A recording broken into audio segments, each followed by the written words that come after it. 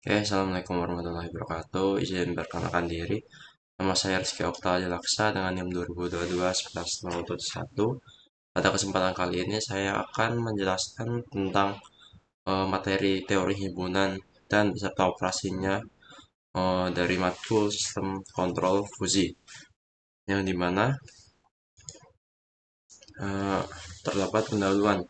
Teori himpunan fusi merupakan pengembangan dari teori himpunan klasik yang memungkinkan representasi ketidakpastian dan subjektivitas. Dalam kontrol fusi, teori ini menjadi dasar untuk memodelkan sistem yang sudah didefinisikan secara eksak. Sistem kontrol fusi sering digunakan dalam aplikasi yang membutuhkan pengambilan keputusan berdasarkan data yang tidak pasti atau samar, seperti dalam pengaturan suhu ataupun pengendalian kecepatan motor.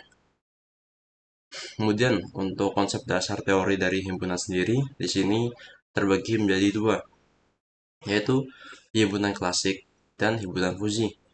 Pada himpunan klasik, dalam himpunan klasik setiap elemen memiliki keanggotaan biner, yaitu hanya memiliki dua kemungkinan. Ketika dia bukan anggota, maka dia akan berlogika nol.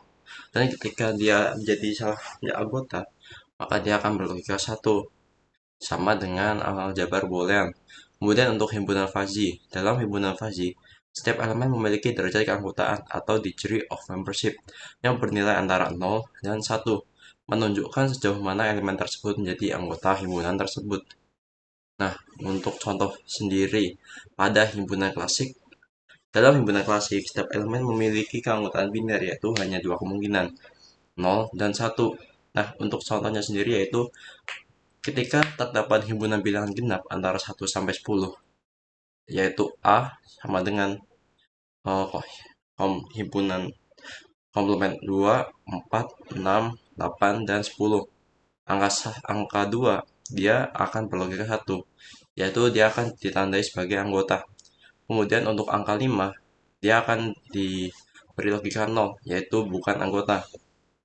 Kemudian untuk himpunan fusi, dalam himpunan fusi setiap elemen memiliki derajat keanggotaan sendiri yang bernilai antara 0 dan 1, menunjukkan sejauh mana elemen tersebut menjadi anggota himpunan tersebut.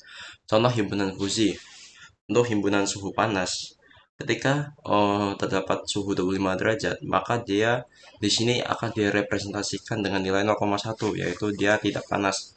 Dan suhu 30 derajat dia akan direpresentasikan dengan nilai 0,4, yaitu agak panas. Kemudian suhu 40 derajat dia akan direpresentasikan dengan nilai 0,8, yaitu cukup panas. Dan suhu 50 derajat dia akan direpresentasikan yaitu nilai maksimum, yaitu nilai 1T0, yaitu nilainya sangat panas. Nah, kemudian untuk operasi himpunan fusi ini terbagi menjadi tiga, yaitu union, intersection, dan complement.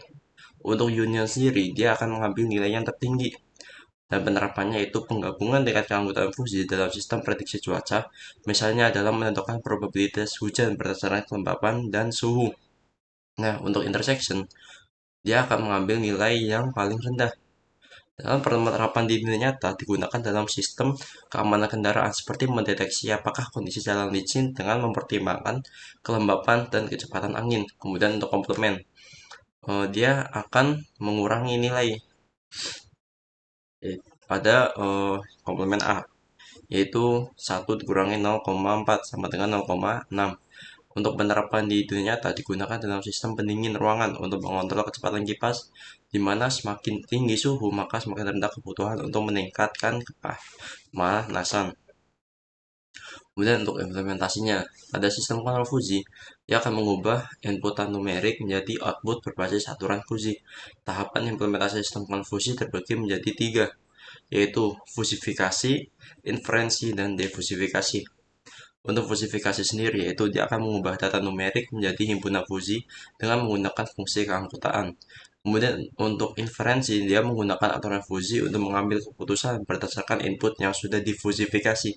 Kemudian untuk defusifikasi, dia akan mengubah hasil fusi menjadi output numerik yang dapat digunakan oleh sistem.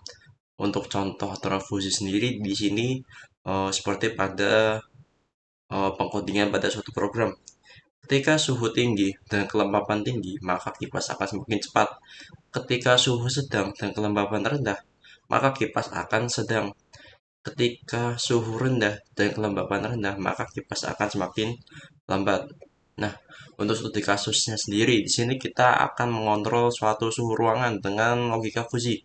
Untuk inputannya sendiri di sini ada dua untuk seperti tadi, yaitu berdasarkan dari suhu ruangan dan kelembapan, dan outputannya adalah kecepatan kipas. Untuk langkah-langkah implementasinya itu yang pertama kita harus menentukan variabel Fuji sendiri, yaitu inputnya seperti suhu.